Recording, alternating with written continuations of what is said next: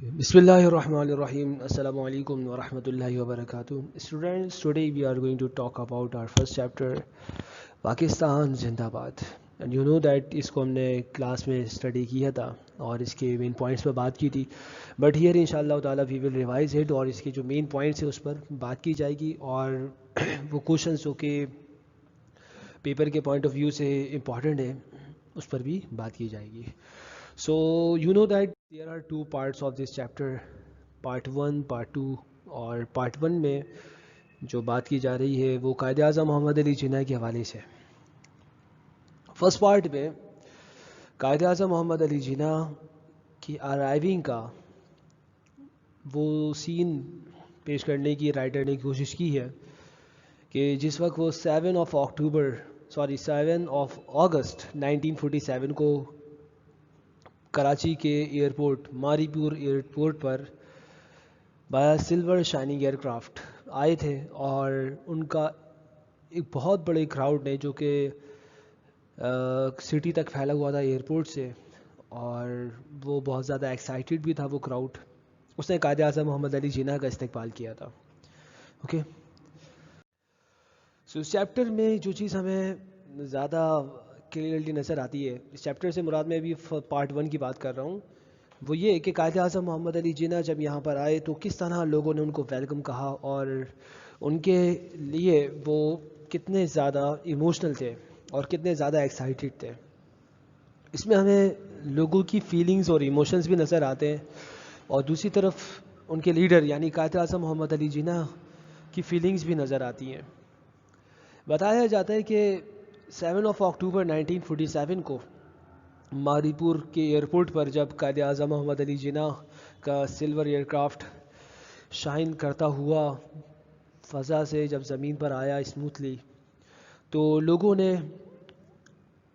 اس شخص کو جو کہ سب سے پہلے جہاز سے باہر نکلنے والا تھا اور جس نے پیور وائٹ شیروانی پہنی ہوئی تھی اور جو ویری ڈگنیفائڈ پرسن, ایک بہت ہی زیادہ باعظمت اور باوقار شخص دکھائی دیتا تھا, اس کے استقبال کے لیے اور اس کو دیکھنے کے لیے لوگوں نے جب اپنے ایموشنز کا اظہار کیا, پاکستان زندہ باد کے نعرے لگانا شروع کیے, تو اس وقت پتہ چلتا تھا کہ ایک قوم کو اپنے لیڈر سے کیسی محبت ہونی چاہیے. پہلے شخص اور پہلا فرد جو کہ اس سلور ایئر کرافٹ سے باہر آیا وہ خود قائد اعظم محمد علی جناح ہی تھے. قائد اعظم محمد علی جناح نے اس وقت کراؤڈ کے سامنے آ کر اور پھر کار میں بیٹھ کر ایئرپورٹ سے سٹی کی طرف جاتے ہوئے اپنی فیلنگز کا اظہار نہیں کیا تھا, جبکہ دوسری طرف کراؤڈ کا خود معاملہ یہ تھا کہ they were shouting and they were raising their voice with the slogan of Pakistan زندہ باد. پاکستان زندہ باد کے نہ ختم ہونے والے نیور سیزنگ کرائسس, نہ ختم ہونے والے جو نعرے وہ لگا رہے تھے. قائد اعظم محمد علی جناح نے ان کو سنا لیکن کسی طرح کا ایموشنز کا اظہار نہیں کیا. اب یہاں رائٹر نے یہ لکھا ہے کہ ہو سکتا ہے کہ قائد اس وقت ان ہزاروں لاکھوں لوگوں کے بارے میں سوچ رہے ہوں جو اس وقت بارڈر کو کراس کر رہے تھے اور انڈیا سے پاکستان آنے کے لیے مائیگریشن کر رہے تھے, ہجرت کر رہے تھے. تو ہو سکتا ہے کہ قائد اعظم محمد علی جناح ان کے بارے میں سوچ رہے ہوں. اب بس اس بات کو یوں سمجھ لیں کہ اگر کسی والد کے, کسی باپ کے 2 بیٹے ہوں, ایک مشکل میں ہو دوسرا آسانی میں ہو, اس جو آسانی میں ہے جو خوشی میں ہے اس کی خوشی کو دیکھ کر وہ دوسرے والے کے غم کو تھوڑی بھلا سکتا ہے, وہ اس کی تکلیفوں کو نظر انداز تھوڑی کر سکتا ہے جو کہ اسی کی اولاد ہے اور وہ ایک مصیبت میں مبتلا ہے. تو باپ کو ماں کو تو خیال رہتا ہی ہے. قائد اعظم محمد علی جناح نے ان لوگوں کے بارے میں سوچا اور وہ اپنی فیلنگز کا اظہار نہیں کر سکے, غم کی کیفیت آ رہی تھی. لیکن ایسا بھی ہوا کہ 1947 جب, یعنی یہ تو ایک ہفتے پہلے آ گئے تھے یہاں پر 7 اگست کو, 7 اگست 1947 کو. کہتے ہیں کہ جب 14 اگست 1947 یعنی انڈیپینڈنس ڈے جب تھا اور پاکستان آزاد ہوا تھا اور یہاں گلی کوچوں میں، شہروں میں جشن منایا جا رہا تھا، اس وقت قائد اعظم محمد علی جناح کو کچھ لمحات کے لیے ایک ایسے شخص کی صورت میں بھی دیکھا گیا جو خوش تھا۔ انہوں نے گورنر ہاؤس کی بیلکنی سے لوگوں کا وہ مجمع جو کہ باہر گلیوں میں پھیلا ہوا تھا اور وہ خوشی کے نعرے لگا رہے تھے، پاکستان زندہ باد کے نعرے لگ رہے تھے، اس وقت قائد اعظم محمد علی جناح نے اس مجمع کو دیکھا اور اس کو دیکھ کر اس طرح دیکھا کہ کین ناٹ بی سین، کہ وہ خود تو اس کو دیکھ سکتے تھے اس مجمع کو، لیکن مجمع ان کو نہیں دیکھ سکتا تھا، لوگ ان کو نہیں دیکھ سکتے تھے۔ قائد اعظم محمد علی جناح نے جب ان لوگوں کو دیکھا تو کچھ چند لمحات کے لیے دیکھنے والے نے کہا، جو ساتھ تھے لوگ، کہ اس وقت قائد کے چہرے پر ایک مسکراہٹ نمودار ہوئی تھی، لیکن ایسے میں وہ ان لوگوں کو نگلیکٹ نہیں کر رہے تھے اور اگنور نہیں کر رہے تھے جو کہ پاکستان کی باقاعدہ جنگ لڑتے ہوئے اور پاکستان کے حق میں نعرے لگاتے ہوئے پاکستان کی طرف اپنے سفر کو رواں دواں کیے ہوئے تھے۔ قائد اعظم محمد علی جناح کی وہ بات جو انہوں نے ریلیجیس فریڈم کے حوالے سے کی تھی، پبلک سے جب انہوں نے خطاب کیا تھا، تو رائٹر نے فرسٹ پارٹ میں ہی اس کو بھی بیان کیا ہے اور بتایا کہ ریلیجیس فریڈم کی قائد نے بات کرتے ہوئے کہا تھا، ایک مجمع میں خطاب کرتے ہوئے لوگوں سے، کہ آپ سب آزاد ہیں، you are free, you are free to go to your temples, to go to your mosque, اپنی مساجد میں، اپنے ٹیمپلز میں، اپنے مندروں میں، جہاں جاتے ہیں آپ عبادت کرنے، آپ کا کسی بھی مذہب سے تعلق ہو، پاکستان کی سرزمین میں آپ سب مذہبی آزادی رکھتے ہیں اور آپ کو اپنے عبادات کے معاملات میں کسی قسم کی رکاوٹ کا سامنا نہیں کرنا پڑے گا۔ اور جب وہ یہ بات کر رہے تھے نا کہ آپ سب آزاد ہیں اپنی اپنی مساجد، اپنی مندر یا عبادت کی جگہوں میں جانے کے لیے، تو رائٹر نے کہا کہ یقیناً قائد اعظم محمد علی جناح ایسے وقت پروفٹ محمد صلی اللہ علیہ وسلم کی ان تعلیمات کو یاد دلا رہے تھے جو حضور علیہ الصلوۃ والسلام نے اپنے صحابہ کے سامنے ارشاد فرمائی تھی کہ تم میں سے کسی عربی کو عجمی پر، کسی کالے کو گورے پر، کسی غیر عربی کو عربی یا عربی کو غیر عربی پر کوئی فضیلت حاصل نہیں سوائے تقویٰ کے۔ عبادت کی جہاں تک بات ہے اور مذہبی آزادی کی جہاں تک بات ہے، یہ بات اسلام کہتا ہے کہ لوگوں کو مذہبی آزادی حاصل ہوتی ہے۔ وہ لوگ جو کہ اگرچہ اسلام کو ماننے والے نہیں ہیں، نان مسلم ہیں، اور وہ اسلامک اسٹیٹ میں رہ رہے ہیں، تو وہ ذمی کہلاتے ہیں اور وہ ٹیکس دے رہے ہوتے ہیں۔ ایسی سچویشن میں مسلم حکمران کی ذمہ داری ہوتی ہے کہ وہ ان کی جان، ان کے مال، ان کی عزت آبرو کی حفاظت کی ذمہ داری لے، کیونکہ وہ ٹیکس دے رہے ہیں، اور یقینی بنائے اس حفاظت کو۔ کسی ذمی کو، یعنی کسی نان مسلم کو جو کہ اسلامک اسٹیٹ میں رہ رہا ہو، بلا وجہ قتل نہیں کیا جا سکتا۔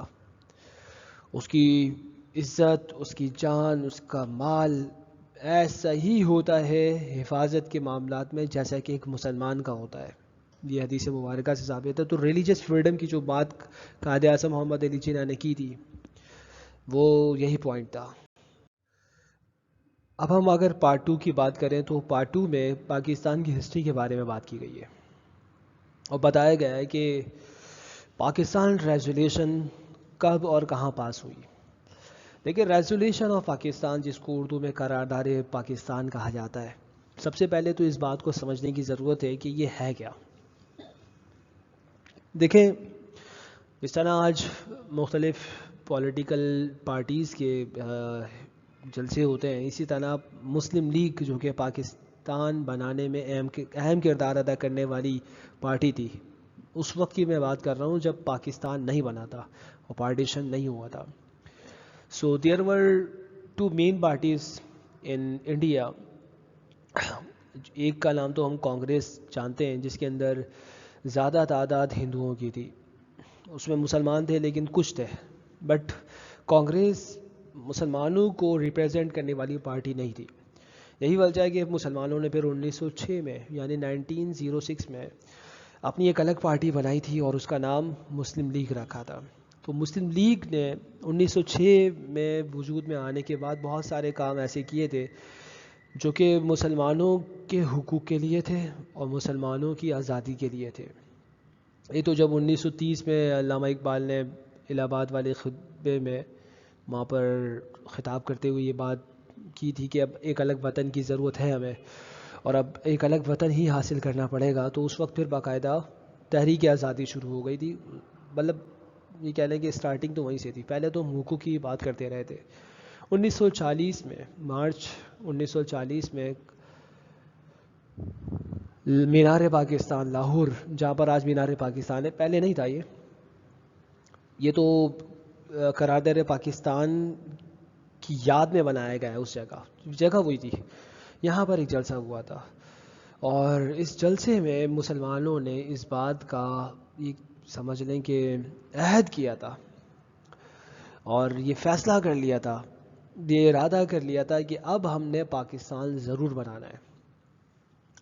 وہ علاقے جہاں پر مسلمانوں کی تعداد زیادہ ہے، یعنی مسلم میجورٹی ایریاز ہیں، وہ مسلمانوں کی اکثریت جہاں پر ہے، ان علاقوں کو حاصل کر کے مسلمانوں کی ایک الگ اسٹیٹ بنائی جائے گی.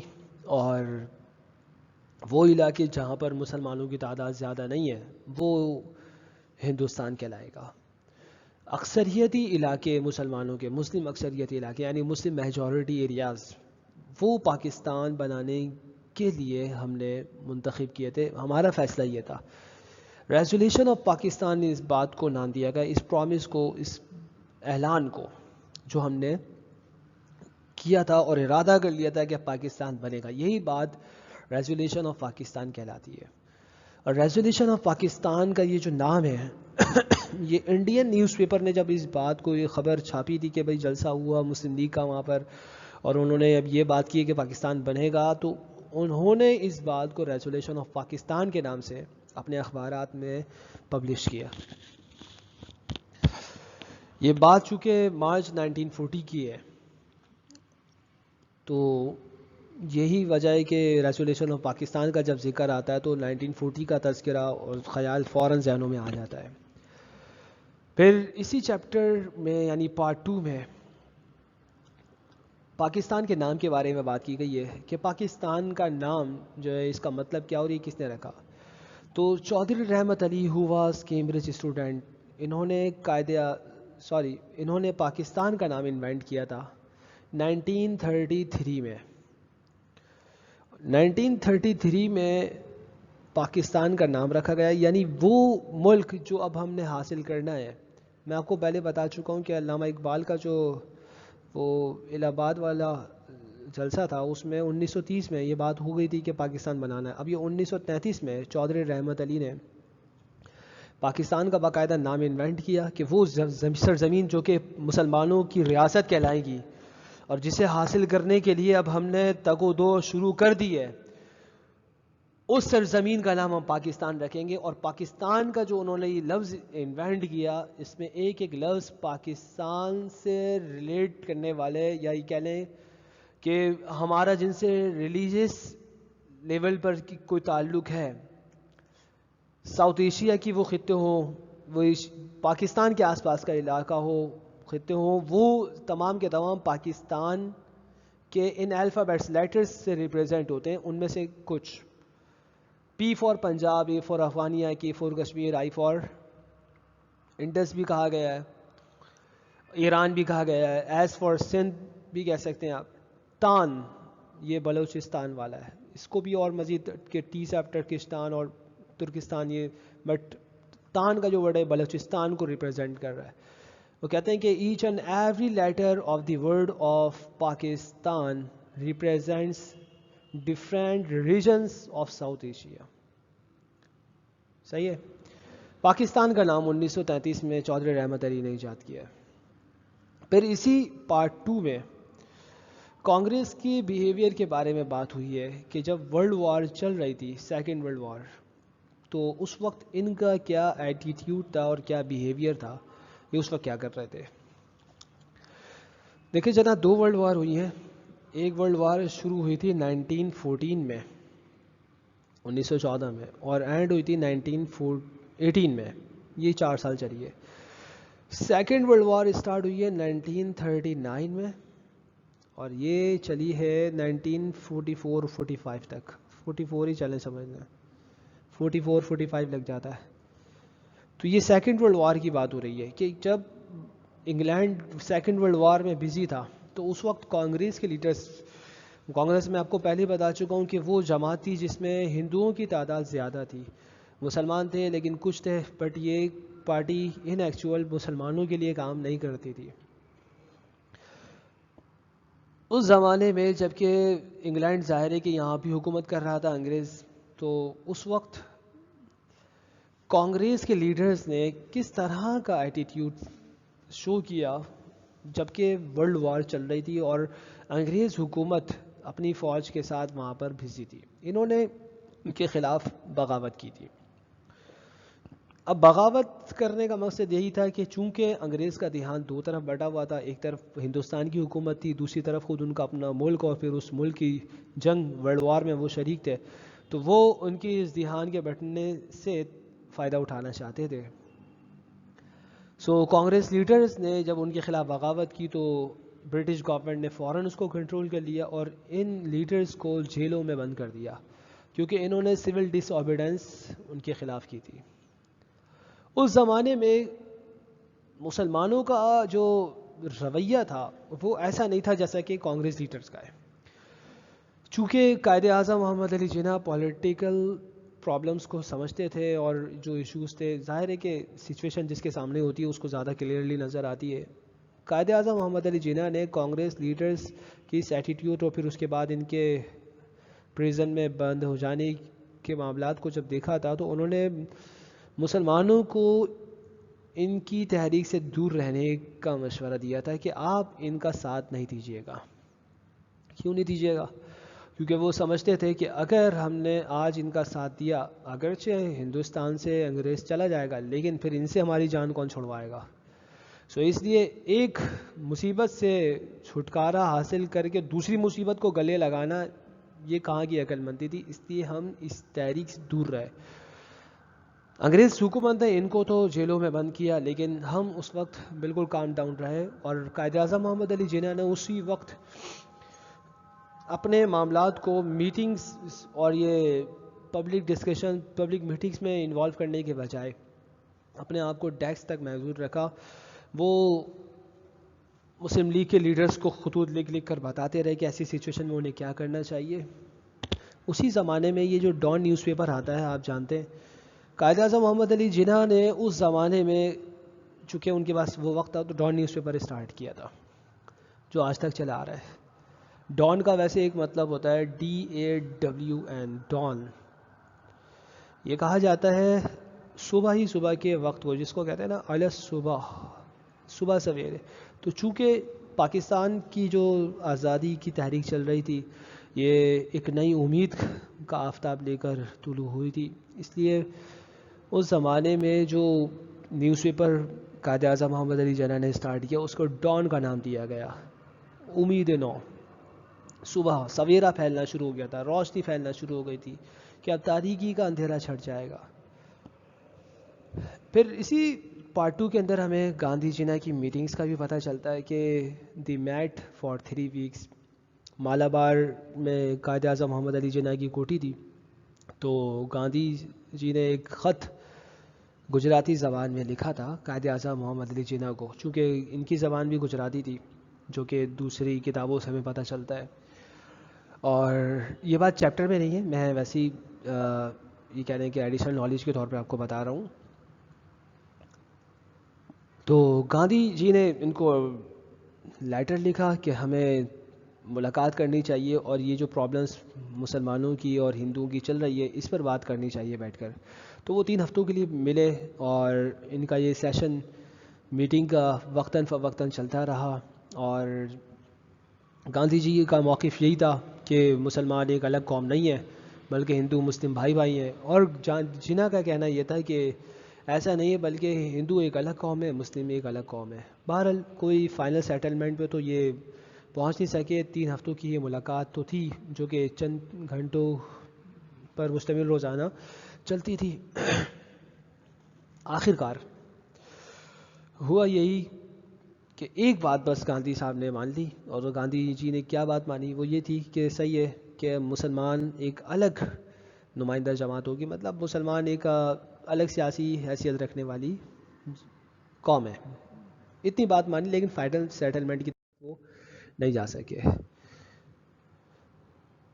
سو these are some important points of this chapter. بہرحال آخر میں پھر اور میں مزید یہ بھی بتا دوں کہ پھر انگریز حکومت نے اپنے نمائندے کو بھیجا تھا لاسٹ وائس رائے لارڈ ماؤنٹ بیٹن کو، اور اس نے آ کر یہی بات ذکر کی تھی کہ اب چونکہ آپ لوگوں کے مسائل اتنے زیادہ بڑھ چکے ہیں کہ ملک تباہی کے دہانے پر آ چکا ہے، اس لیے اب فائنل سیٹلمنٹ کی طرف اگر ہم قدم بڑھائیں تو اس کا مطلب یہی ہے کہ ہم اس ملک کو 2 حصوں میں تقسیم کر دیں.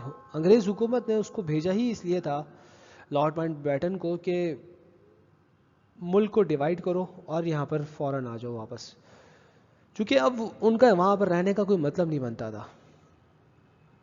سو بہرحال قائد اعظم محمد علی جناح اپنے مقصد میں کامیاب ہوئے اور اس طرح ہمیں ایک الگ وطن مل گیا. یہ قربانیاں تھیں، تکلیفیں تھیں، جد و جہد، سب کچھ آپ نے رنگ لایا. آج ہم پاکستان میں موجود ہیں جس کی آج ہم قدر نہیں کر رہے ہیں. اللہ تعالیٰ ہمیں قدر کرنے کی توفیق عطا فرمائے. ایک جو امپورٹنٹ کوشچن آتا ہے وہ یہ کہ who was the first governor general of Pakistan. ظاہر ہے قائد اعظم محمد Ali Jinnah first governor general تھے. فرسٹ پرائم منسٹر کون تھے؟ لیاقت علی خان. صحیح. تو یہ امپورٹنٹ ہے ایک کوشچن. اسی طرح ایک اور امپورٹنٹ کوشچن جو کہ پیپر میں آتا ہے کہ Pakistan resolution when and where it was passed, کہاں پر یہ پاس ہوئی تھی قرارداد پاکستان.